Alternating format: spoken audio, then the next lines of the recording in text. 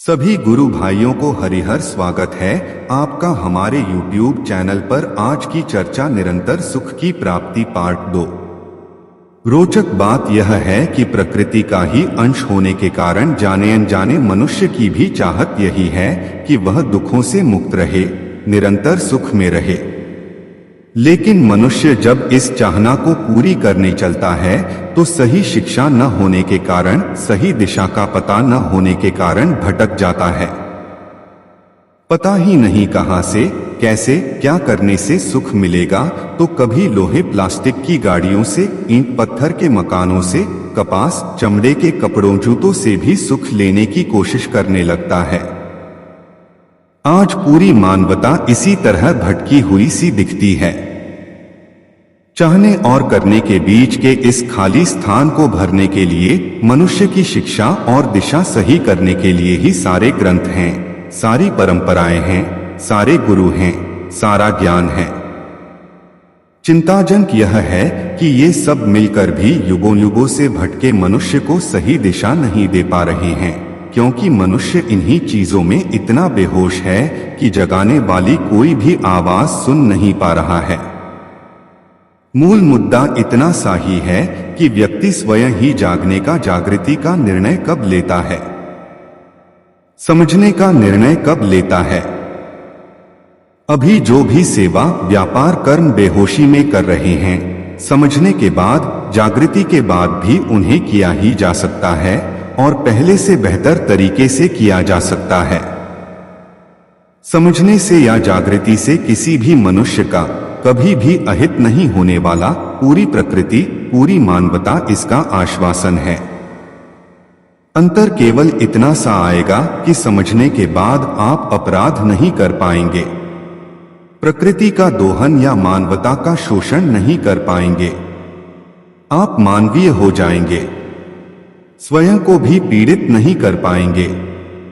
आप अपने मूल स्वभाव में लौट जाएंगे, अपने उसी बचपन में लौट जाएंगे जैसे थे, निश्चल, निष्कलंक, निष्पाप, न्यायप्रिय, सत्यवादी, यानी बिल्कुल बच्चे बन जाएंगे।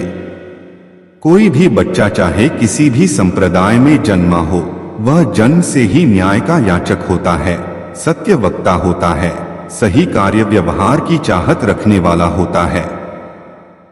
यदि उसके इन मूल गुणों में हस्तक्षेप या अतिक्रमण न किया जाए तो वह बड़ा होकर सत्पुरुष के रूप में ही दुनिया के सामने प्रस्तुत होता है, लेकिन केवल अपनी मनमानियों को पूरी करने की गरज में रचे गढ़े गए भिन्न भिन्न संप्रदायों, संस्कृतियों, रीति रिवाजों की विभिन्न धुर विरोधी व अवैज्ञानिक मान्यताओं, साम्राज्यवादी शिक्षाओं के हस्तक्षेप के कारण वह भ्रमित होता जाता है, भ्रष्ट होता जाता है। आज प्रत्येक संप्रदाय में जन्म लेने वाले बच्चे के साथ यही हो रहा है। होश संभालते संभालते तक ही वह भ्रमों में पड़कर इतना बेहोश हो चुका होता है कि आगे का पूरा जीवन किसी बेहोशी में ही जीता हुआ सा लगता है। स्वयं में ही इसे जांच सकते हैं, क्यों जी रहे हैं, कैसे जी रहे हैं। भारत देश में तो यह संकट इसलिए आया है क्योंकि जागृति की जो सही शिक्षा और दीक्षा परिवार व विद्यालयों में प्राथमिक स्तर पर ही हो जानी चाहिए थी, उसे आध्यात्मिक, गूढ़ विरक्ति, संन्यास आदि की रहस्यमयी शिक्षा घोषित कर बलपूर्वक, षड्यंत्रपूर्वक उम्र के अंतिम पड़ाव की शिक्षा बता दिया गया, जबकि शेष दुनिया का अभी भी बहुत ध्यान इस तरफ गया ही नहीं है।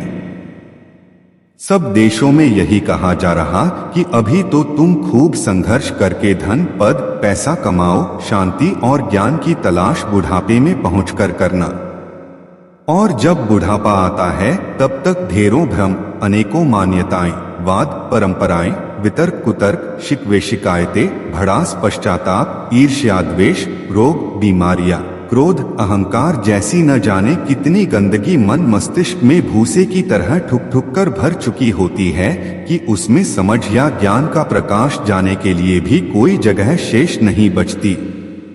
न मस्तिष्क की क्षमता बचती है, न ही शरीर की आयु ही अधिक बचती है।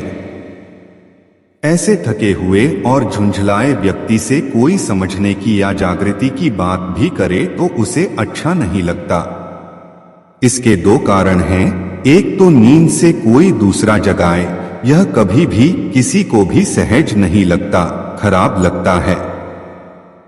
जांच लीजिए, शरीर की नींद से भी जागते हैं तो मुंह बिगाड़ते हुए उठते हैं कि और थोड़ा सोने देते।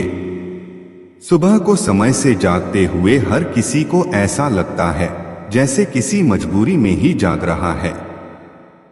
जब भौतिक शरीर का यह हाल है तो सोचिए भोगविलास के क्षणिक सुखों में जन्मों जन्मों से आकंठ डूबा मन भला क्यों जागना चाहेगा।